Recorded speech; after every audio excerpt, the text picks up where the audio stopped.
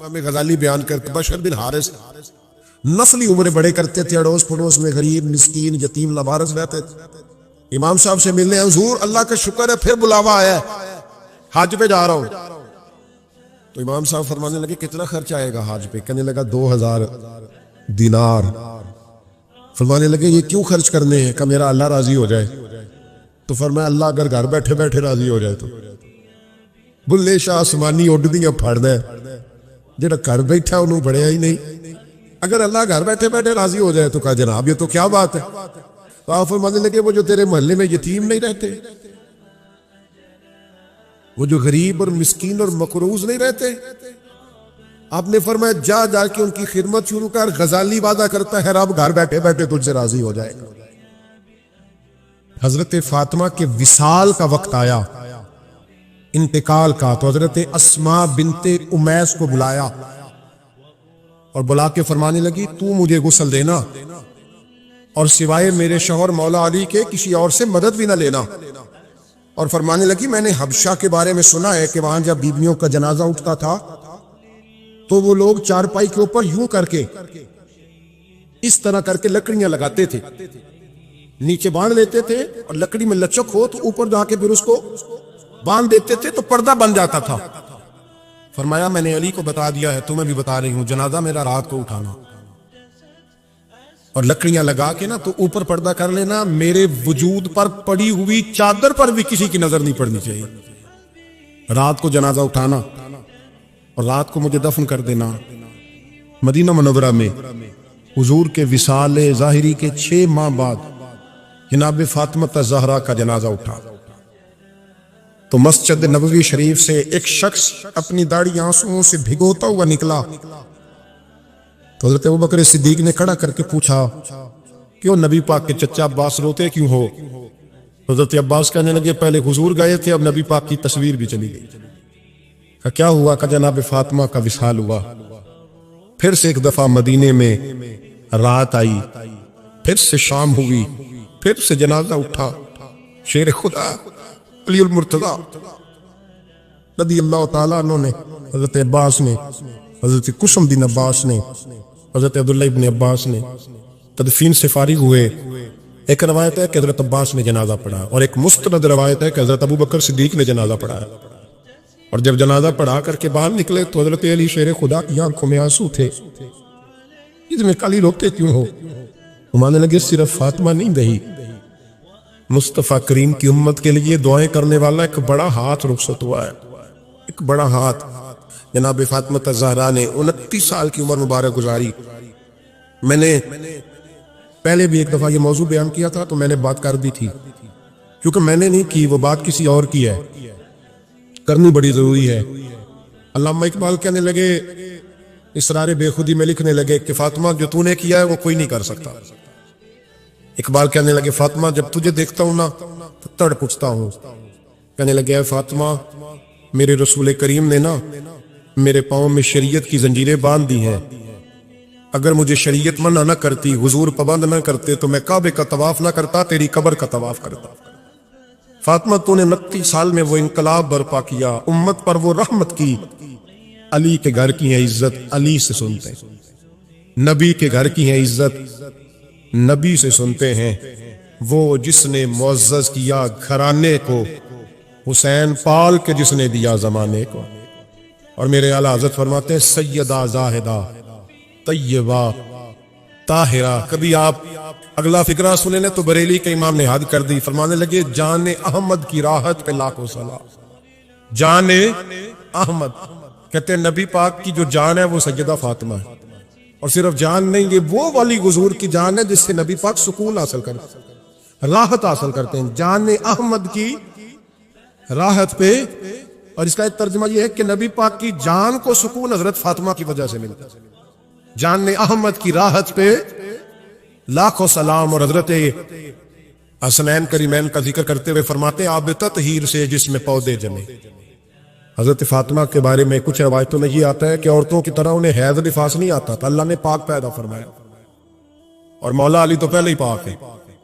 تو فرماتے ہیں یہ جو بچے ہوئے نا یہ آب تطہیر سے جس میں پودے جمے، یہ بریلی کے امام کی محبت ہے سیدہ فاطمہ سے اور حسنین کریمین، کیا انداز ہے. کہنے لگے آب تطہیر سے جس میں پودے جمے، اس ریاض نجابت پہ لاکھوں سلام. اس ریاض، پتہ نہیں کہاں بیٹھ کے لوگ اہل بیت کی شان بیان کرتے ہیں. اہل بیت کی شان سننی ہے تو بریلی کے امام سے سنو. اس ریاض نجابت پہ کہتے ہیں حضرت فاطمہ صرف پاک نہیں، پاکیزگی کا پورا باغ ہے، پورا. یعنی ان کی چھاؤں بھی پاک ہے، ان کا سایہ بھی، ان کا پھل بھی، ان کی ٹہنیاں بھی، بولے تو زیاد، ان کی ٹہنیاں بھی، ان کی زمین بھی. اس ریاض نجابت پہ لاکھوں سلام. مولا علی کہتے ایک دن میں نے عجیب نظارہ دیکھا. نبی کریم علیہ السلام سفر سے واپس آنے والے تھے. میں نے حضرت فاطمہ کو اطلاع دی کہ حضور آج پہنچ جائیں گے، تو انہوں نے گھر سارا صاف کیا، سجایا، سنوارا، کھانا پکایا. لیکن فرماتی ہیں جیسے ہی حضور اندر داخل ہوئے نا گھر کے، جناب فاطمہ نے حضور کا چہرہ دیکھا تو ہاتھ پکڑ کے چومنے لگی. اور کہتے ہیں جب انہوں نے سر اٹھایا تو ان کا چہرہ سارا آنسوؤں سے بھرا ہوا تھا. رسول کریم نے بیٹی کے سر پہ ہاتھ رکھا، بٹھا لیا. فرمایا فاطمہ بیٹے رونے والی تو بات کوئی نہیں تھی، کیوں رو پڑی ہو؟ تو عرض کرنے لگی محبوبہ میں بچپن سے دیکھ رہی ہوں محنت کرتے، جد و جہد کرتے، مشقت کرتے، یا رسول اللہ آج آپ آئے ہیں تو آپ کے چہرے پر تھکاوٹ کے آثار ہیں، حضور وجود تھکا ہوا ہے. یا رسول اللہ میں نے ساری زندگی آپ کو کام کرتے دیکھا ہے، مدینے والے حبیب مجھے بتا تو صحیح کام کب تک کرنا؟ کو وقت آئے گا جب آپ کی کمر بھی بستر سے لگے، کو ٹائم آئے گا آپ گھر میں بیٹھیں من پسند غذائیں کھائیں. حضور کب تک یہ جد و جہد کرنی ہے، کب تک یہ کام ہوگا؟ جناب فاطمہ فرماتی حضور نے میرے آنسو پہنچے. مولا کائنات شیر خدا فرماتے ہیں نبی کریم علیہ السلام فرمانے لگے فاطمہ تیرے باپ کی ڈیوٹیاں بڑی زیادہ ہیں، جب تک دنیا کے آخری کونے تک دین نہیں پہنچ جاتا، اور جب تک اینٹیں اور پتھر بھی میرے دین کا پیغام سن نہیں لیتے، اتنی دیر تک تیرا باپ جد و جہد کرتا ہی رہے گا. یہ بڑا مشکل کام ہے، یہ دین کا سفر، یہ دین کی جد و جہد، یہ دین کی تھکاوٹ. آپ اپنی مرضی نہیں کر پاتے. لوگ اپنی مرضی کے ساتھ جی نہیں پاتے جو اس رستے کے مسافر ہوتے ہیں. وہ دین کی پراپرٹی ہوتے ہیں، انہیں دین کے مطابق چلنا پڑتا ہے. تو جناب فاطمہ نے وہ سارے رنگ دیکھے رسول کریم علیہ السلام کی حیات مبارکہ کے. تیری ساری کیفیت جب دیکھی نا کہ حضور اتنی محنت کرتے ہیں، تو پھر جناب فاطمہ کو میرے نبی کی امت سے پیار بڑا ہو گیا صلی اللہ ہو. سمجھیے گا اس بات کو، امت مسلمہ سے حضرت فاطمہ کو بڑا. امام حسن کہتے ہیں میری امت سارے کام کرتی تھی گھر کے.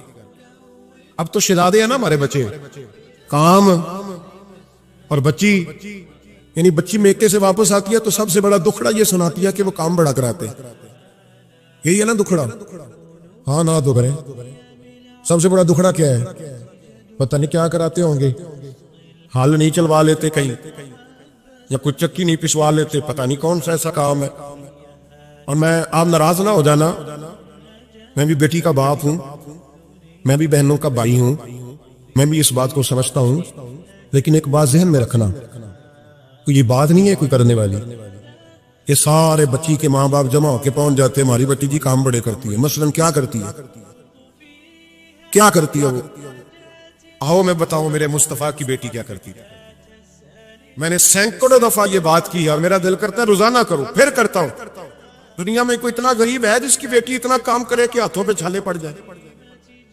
ہے کوئی اتنا غریب تو اٹھ کے بتائے کہ میری بیٹی سسرال میں اتنا کام کرتی ہے کہ چھالے پڑ جاتے؟ میں دکھاتا ہوں. میرے رسول کی شہزادی کو چھالے پڑ جاتے. کچا مکان، جناب فاطمہ جناب فضا کی لونڈی تھی، ان سے مٹی منگاتی اور گھر میں لیپا پوتی کرتی، پھر جھاڑو دیتی. امام حسن اور حسین کے درمیان پورے سال کا فرق نہیں، 11 مہینے کا فرق. دونوں بچوں کو سنبھالتی. جناب علی کی والدہ حضرت فاطمہ بنت اسد بوڑھی تھی. جناب فاطمہ وہ کھول کے نوکری کرتی کہ حضرت فاطمہ بول پڑتی، حضرت فاطمہ بنت اسد بول پڑتی. کہتی بیٹے فاطمہ میرا اتنا نہ خیال رکھا کر، تیرے اپنے بھی بچے ہیں. جناب فاطمہ فرماتی آپ صرف علی کی ماں تو نہیں ماں، آپ میری بھی تو ماں ہے نا. یہاں بیبیاں فلسفہ بیان کرتی ہیں، وہ کہتی ہیں نہیں کس حدیث میں آیا ہے ساس سسر کی خدمت فرض ہے؟ میں نے کہا کسی میں بھی نہیں آیا. ہم کیا کہہ رہے ہیں؟ کسی میں بھی نہیں آیا. لیکن یہ تو آیا ہے نا کہ شوہر راضی ہو تو اللہ راضی رہتا ہے. تو اگر شوہر ماں باپ کی خدمت سے راضی ہوتا ہے تو کرو خدمت، اس کو تو راضی کرنا ہے نا، اس پر تو توجہ دو.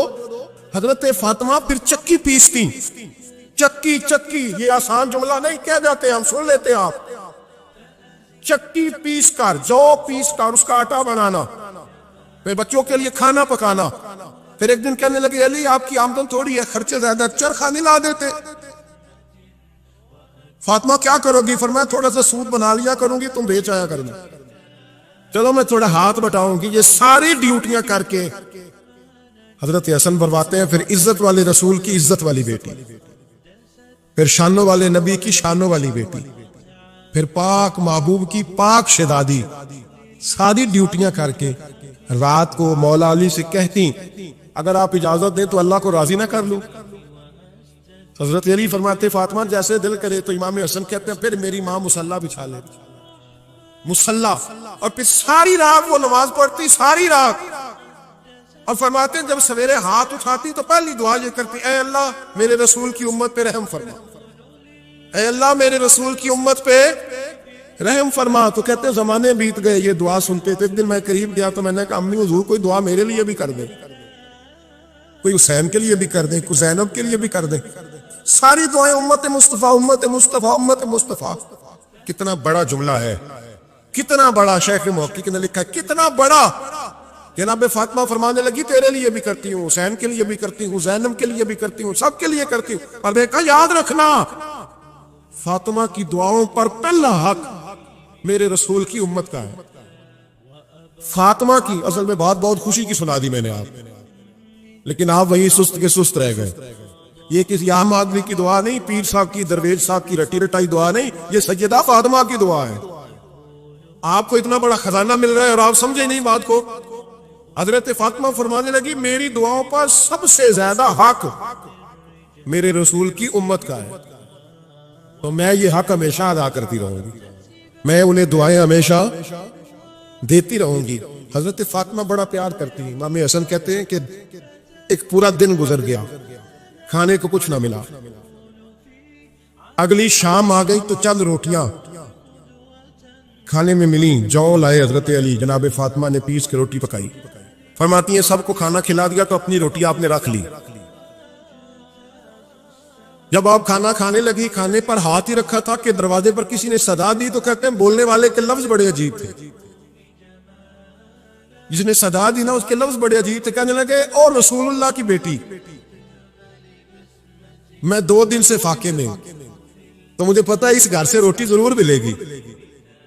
جناب فاطمہ نے نہ کھانا اٹھایا. امام حسن کو کہنے لگے بیٹے دے آ. جناب حسن کہتے ہیں مجھے بڑی تکلیف ہوئی. ہم سب کھانا کھا چکے تھے، مولا علی بھی کھا چکے تھے، صرف میری اماں نے نہیں کھایا تھا. ماں اور بیٹے کا پیار، اور پھر حسن حسین اور سجدہ کا پیار. فرماتے میں نے کہا اماں جی آدھی دے دیتے ہیں، آدھی آپ کھا لیں. پورا دن گزر گیا، آپ فاقے سے ہیں. تو کہتے ہیں حضرت فاطمہ نے میرے سر پہ ہاتھ رکھا، پھر میرا ماتھا چوما. کہنے لگی بیٹا تو نے اس کی آواز نہیں نہ سنی جس نے صدا لگائی. اس نے نہ تو علی سے بات کی نہ تیرے ساتھ بات کی. اس نے تو کہا رسول اللہ کی بیٹی. تم نے صدا نہیں نہ سنی، اس کے لفظ کیا ہے؟ اس نے تو میرے ساتھ بات کی. پھر فرمایا بیٹے میں 1 دن سے فاقے میں ہوں، وہ 2 دن سے فاقے میں. میرا 1 دن گزارا اور ہو جائے امت کے ساتھ. ایک دن نا ایک نبی پاک کی بارگاہ میں شخص آیا، اس نے کلمہ پڑھا. قبیلہ بنو سلیم سے اس کا تعلق تھا. نبی کریم علیہ السلام نے اس سے اس کی مالی حالت پوچھی. تو اس کہنے لگا یا رسول اللہ صلی اللہ علیہ وسلم میرے قبیلے میں 3000 لوگ ہیں اور سب سے غریب میں ہی ہوں. نبی کریم صلی اللہ تعالی علیہ وسلم نے فرمایا اس کی مدد کرو بھائی.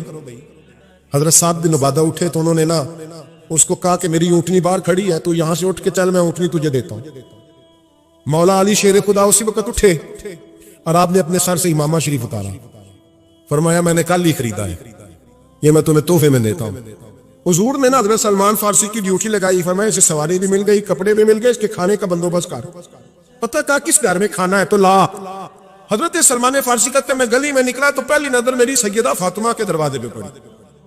میں نے دستک دی، سیدہ فاطمہ اندر سے بولی کون ہے؟ میں نے کہا میں غلام سلمان فارسی۔ جناب فاطمہ الزہرا سے میں نے عرض کی ایک بندہ آیا ہے، کلمہ پڑھا ہے، اور وہ کہتا ہے 3000 آدمی میرے قبیلے میں اور سب سے غریب میں ہوں۔ تو اماں جی اس کو مولا علی نے امامہ دے دیا ہے اور حضرت صاحب بن عبادہ رضی اللہ تعالیٰ عنہ نے اونچنی دے دی ہے۔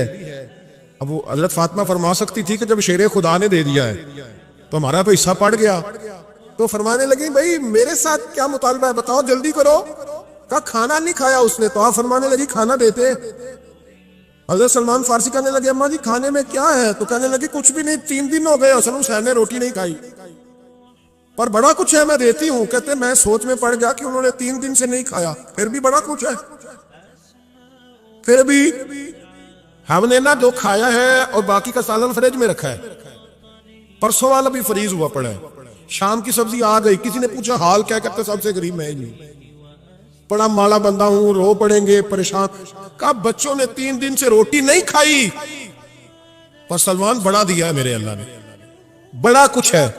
تو کہا اماں جی پھر کرنا کیا ہے؟ فرمایا تو ٹھہر دا میں بتاتی ہوں۔ کمبل پڑا تھا، بسترا سمجھ لیں، موٹا اوڑھنے کا، کھدر کا۔ حضرت فاطمہ جلدی سے لائیں، فرمانے لگے یہ پکڑو اور دیر نہ کرنا، یہ ہماری گلی کے کونے پہ نا 2-4 گھر چھوڑ کے تو ایک یہودی ہے، اس کا نام شمعون ہے، وہ اس طرح کی چیزیں گروی رکھ کے یا خرید کے نا تو پیسے بھی دے دیتا ہے، جوں بھی دے دیتا ہے، گندم بھی دے دیتا ہے، سرکہ اور کھجوریں بھی، اسے دے آ اور وہ جو سامان دینا وہ میرے پاس لا اور لا کے مجھے دے تاکہ میں جلدی سے اس آدمی کے لیے بندوبست کروں۔ پتہ نہیں بیچارہ کتنے دنوں کا بھوکا ہے، پتہ نہیں بیچارہ کتنے، اپنے بچوں نے 3 دن سے روٹی نہیں کھائی، لا نہ ذرا۔ حضرت سلمان فارسی کہتے ہیں میں نے تھوڑا توقف کیا کہ میں آپ کا بستر لے جاؤں، یہ کمبل لے جاؤں، تو فرمانے لگی حکم ہے میرا، وہ جانا پڑے گا۔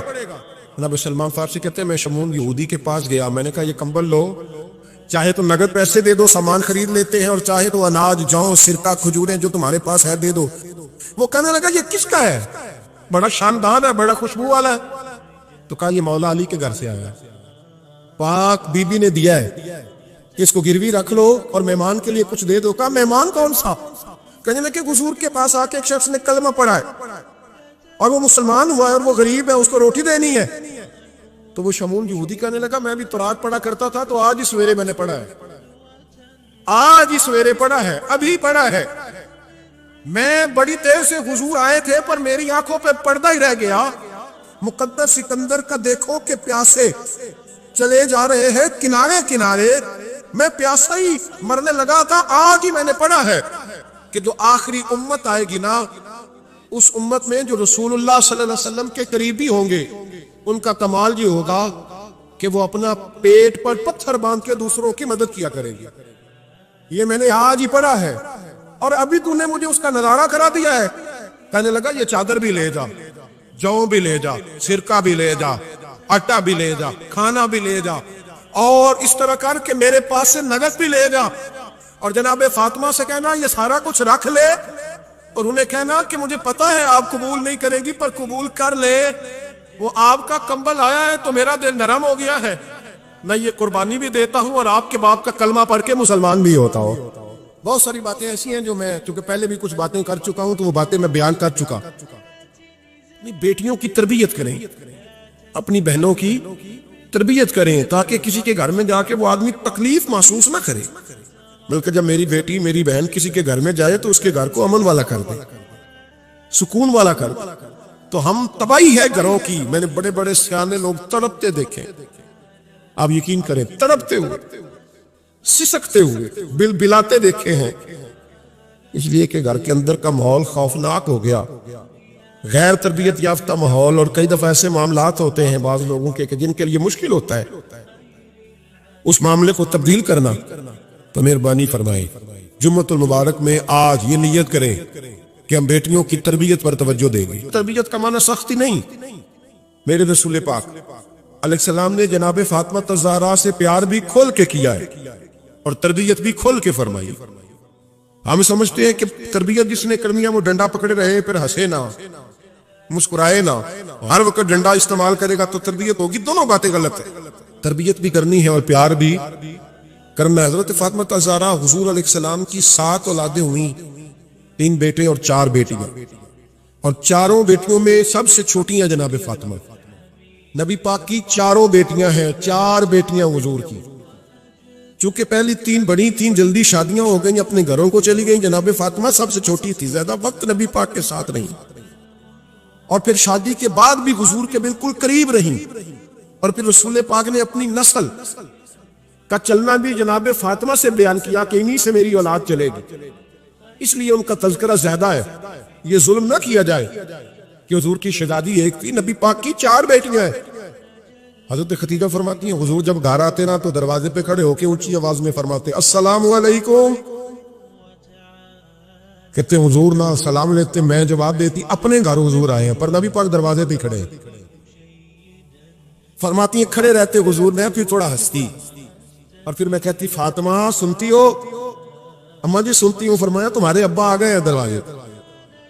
تو فرماتی ہیں جناب فاطمہ وہاں سے دوڑ کے آتی اور رسول کریم کا دروازہ کھولتی، پھر نبی پاک کو انگلی سے پکڑ کے اندر لاتی. فرماتی جب تک وہ جاتی نہیں اللہ کے رسول دروازے پہ کھڑے رہتے. وہ انگلی پکڑ کے لاتی، پھر رسول کریم انہیں گود میں بٹھا لیتے. فرماتے وہ چھوٹی چھوٹی باتیں پوچھتی اور حضور ان کے بڑے بڑے جواب دیتے. وہ چھوٹی چھوٹی باتیں، بچپن کی ایک بات لکھی ہے ہمارے محدثین نے. ایک دن چھوٹی عمر میں، بالکل چھوٹی عمر میں حضرت فاطمہ نے پوچھا یا رسول اللہ میں اپنے رب کو کب دیکھوں گی؟ اللہ اکبر، عمر چھوٹی اور بات بڑی کر دی. میں کب دیکھوں گی؟ تو حضور نے فرمایا فاطمہ بڑی جلدی، رب کریم تمہیں جنت میں لے جائے گا اور ساری جنتی عورتوں کی سردار بنائے گا، اور پھر میرا رب تجھے اپنا دیدار بھی کرائے گا. جناب فاطمہ تو زہرا رضی اللہ تعالیٰ عنہا چھوٹی چھوٹی باتیں کرتی ہیں. حضرت خدیجہ کہتی ہیں جب چلے جاتے نا حضور تو میں پھر بلاتی، میں کہتی ادھر آنا فاطمہ، کیا بات کر رہی تھی اپنے ابا سے؟ تو کہتی پھر وہ مجھے بتاتی بھی اور راضی بھی ہوتی. یہ سلسلہ آخر تک چلا. یہ حضرت فاطمہ سے راز کی باتیں کرنا حضور کا آخر تک چلا. بخاری مسلم میں حدیث، وہاں راوی حضرت خدیجہ ہے، یہاں راوی حضرت عائشہ صدیقہ ہے. جناب عائشہ صدیقہ کہتی ہیں حضور کے وصال ظاہری سے کچھ دن پہلے خود نبی کریم علیہ السلام نے حضرت فاطمہ الزہرا کو بلایا، اور جب وہ آئیں تو کہتی ہیں ان کو میں نے آتے دیکھا تو میں نے پھر حضور کو ان کے استقبال کے لیے کھڑے ہوتے بھی دیکھا. پھر حضور نے ان کا ماتھا چوما، جہاں بیٹھے تھے وہاں بٹھایا، پہلو میں بیٹھ گئے، اور فرماتے ہیں پھر باپ بیٹی باتیں کرنے لگے. میں کوئی چیز بنا رہی تھی تو جناب عائشہ کہتی ہے میں نے دیکھا کہ حضور نے ان کے کان میں کوئی بات کہی، تو جناب فاطمہ رونے لگی. پھر حضور نے کان میں کچھ کہا تو وہ مسکرانے لگی. کہتی ہیں حضور وہ بات کر کے تشریف لے گئے، فاطمہ بھی بیٹھی تھی. میں آئی، میں نے آ کے کہا کہ فاطمہ بتاؤ نبی کریم علیہ السلام نے آپ سے کیا کہا؟ کبھی ہنستی تھی کبھی روتی تھی. تو فرمایا حضور نے منع کیا، یہ میرا اور میرے نبی کا راز ہے، میں حضور کی حیات ظاہرہ میں یہ بات کسی کو بتا نہیں سکتی. فرماتی ہیں کہ فاطمہ سے تو میں نے پوچھ لیا پر حضور سے پوچھنے کی تو ضرورت ہی نہیں تھی نا، لیکن وہ راز کی بات تھی. کچھ دن گزرے تو حضور بیمار ہو گئے، پھر کچھ دن گزرے تو حضور کا وصال ہو گیا. فرماتے کچھ عرصے کے بعد میں سیدہ فاطمہ الزہرا سے ملی تو میں نے کہا فاطمہ وہ بید کھول تو دے، آج تو کھول دے وہ راز کیا تھا. آپ کو بلایا گیا، پھر آپ آئیں، پھر حضور نے بات کی، پھر نبی کریم علیہ السلام کے بات کرنے پر کبھی آپ روئی کبھی آپ ہنسی، تو یہ کیا تھا؟ کہتی جناب فاطمہ پھر رونے لگی، کہنے لگی ہاں اماں جی اب میں پردہ کھول دیتی ہوں، اب میں راز بتا دیتی ہوں. حضور کا وصال ظاہری ہو گیا. فرمانے لگی مجھے حضور نے بلایا اور میرے کان میں فرمانے لگے فاطمہ وقت تھوڑا رہ گیا، اب تیرے والد نے جانے کا پروگرام بنا لیا ہے، اب نہ ٹائم آ گیا ہے بچھڑنے کا. فرماتی ہیں جب میں نے یہ بات سنی تو میں رو پڑی، حضور آپ بچھڑ جائیں گے؟ کہتی ہے میں روئی. ذرا حدیث کے جملوں پہ غور کرنا. ماتی تھوڑی دیر گزری تو حضور نے میرے کان میں کہا فاطمہ پتر رو نا، بیٹے رو نا، میرے جانے کے بعد جو سب سے پہلے میرے پیچھے آ کے مجھے ملے گی نا بیٹی وہ تو ہی ہوگی. اللہ کرے میں سمجھا سکوں آپ کو بات. جب کہا نا کہ میں وصال کروں گا تو رو پڑی، اور جو کہا نا میرے بعد تیرا بھی جلدی وصال ہو جائے گا تو فاطمہ نے ہنسنا شروع کر دیا. کیا پیار ہے میرے محبوب علیہ السلام کے ساتھ جناب فاطمہ کا. ان کے وصال کی خبر سنی تو رو پڑی اور اپنے کی سنی تو ہنس پڑی. اور پھر حضور نے کہا فاطمہ تجھے یہ بھی پتا ہے نا کہ اللہ تجھے جنتی عورتوں کا سردار بنائے گا. یہ بھی تجھے پتہ ہے تو جناب فاطمہ الزہرا کے ساتھ شروع سے لے کر آخر تک میرے رسول کریم علیہ السلام کی محبت رہی، پیار رہا. اور جناب فاطمہ کا جو حضور سے پیار تھا، ایک ہے باپ کا شفقت کرنا اور ایک ہے بیٹی کا پھر اپنے باپ سے. بولیے بیٹیاں جو ہوتی ہیں نا، ان کا بھی رویہ کو انوکھا ہوتا ہے ساری دنیا سے، انوکھا. میں کبھی کبھی کچھ ایسی باتیں کرنے کو دل کر جاتا ہے کہ جو کر گزرتے ہیں. ایک صاحب مجھ سے ایک دن کہنے لگا حضرت صاحب بڑی مشکل میں اور اتنا کٹھن وقت آ گیا کہ کوئی حال ہی نہیں. میں نے ان سے کہا کہ اپنی اماں سے دعا کراؤ، مسئلہ ٹھیک ہو جائے گی. کہنے لگا اماں تو انتقال کر دی. تو میں نے کہا بہن سے دعا کراؤ. کہنے لگا بہن دور رہتی ہے. تو میں نے کہا پھر بیٹی سے کرا لو. آپ یقین کریں اللہ کے گھر میں بیٹھا ہوں، رمضان کا مہینہ مجھے تیسرے دن ملا. کہنے لگا حضرت صاحب الحمدللہ اللہ نے میری مشکل آسان کر دی. کہنے لگا یہ نسخہ آپ نے بڑا عجیب بتایا، پیر تو اس قسم کی باتیں نہیں نہ بتاتے. پیروں نے تو آپ کو پتا دعائیں قید کر کے رکھتے صرف ہماری قبول ہونی. کہنے لگے ہم میرے ان کا میرے ساتھ عادت کا رشتہ ہے. کہنے لگے آپ کس طرح کے پیر ہیں کہ آپ نے مجھے پلٹ کے کہہ دیا کہ اماں سے، بہن سے، بیٹی سے. تو میں نے کہا اصل بات یہ ہے کہ میں کبھی تھکا بھی ہوتا ہوں، کبھی کسی رنگ میں بھی ہوتا ہوں، اور کئی دفعہ اب تو یہ حال ہو گیا ہے کہ رونا آئے بھی تو روتے نہیں کہ لوگ تماشا نہ سمجھے. کئی دفعہ آنسو چھپانے بھی پڑتے ہیں کہ لوگ اس کو اداکاری اور فنکاری ہی نہ سمجھنے لگ جائیں. تو میں نے کہا یہ جو بیٹی ہوتی ہے نا، یہ جو بہن ہوتی ہے، یہ جو ماں ہوتی ہے، اس کو اشارتاً بھی آپ کان میں کہہ دینا مشکل میں ہوں تو یہ رات کو رو رو کے مصلی بھگو دیتی ہے. یہ رو رو کے دعا مانگتی ہے بیٹے کے لیے، بھائی کے لیے، باپ کے لیے. اس کا رنگ ہر بیٹی پیار کرتی ہے. اور یقین کریں کہ کلیجہ ٹھنڈا ہو جاتا ہے جب بیٹیاں چھاتی پہ لیٹتی ہیں تو لطف آتا ہے کہ اللہ کریم نے اس ننھی سی کلی میں کیا ٹھنڈک رکھی ہے کہ سارے دل کا جو ہے بوجھ اس نے ہلکا کر دیا. تو بتائیے پھر میرے نبی پاک کی شہزادی کی حضور سے محبت کتنی ہو.